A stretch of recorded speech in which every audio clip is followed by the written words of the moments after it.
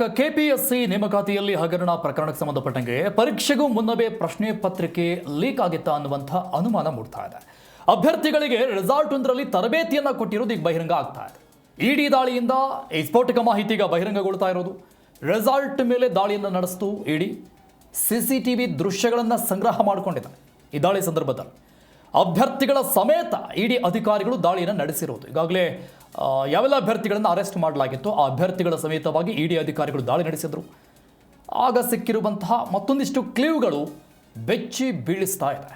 ಪರೀಕ್ಷೆಗೂ ಮುನ್ನವೇ ಪ್ರಶ್ನೆ ಪತ್ರಿಕೆ ಲೀಕ್ ಆಗಿತ್ತಾ ಅನ್ನುವಂತಹ ಅತಿದೊಡ್ಡ ಅನುಮಾನ ಮೂಡ್ತಾ ಇದೆ.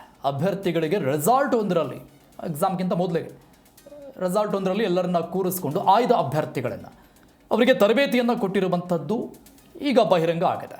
ಇಡಿ ದಾಳಿ ನಡೆಸಿದಂತಹ ಸಂದರ್ಭದಲ್ಲಿ ಒಂದಿಷ್ಟು CCTV ದೃಶ್ಯಗಳು ಲಭ್ಯ ಆಗಿದೆ. ಈ ಪ್ರಕರಣಕ್ಕೆ ಸಂಬಂಧಪಟ್ಟಂಗೆ ಆ ದೃಶ್ಯಗಳು CCTVಯ ದೃಶ್ಯಗಳು ಒಂದಿಷ್ಟು ಅನುಮಾನಗಳನ್ನು ಹೆಚ್ಚಿನ ರೀತಿಯಾದಂಥ ಅನುಮಾನಕ್ಕೆ ಕಾರಣವಾಗ್ತಾ ಇದೆ.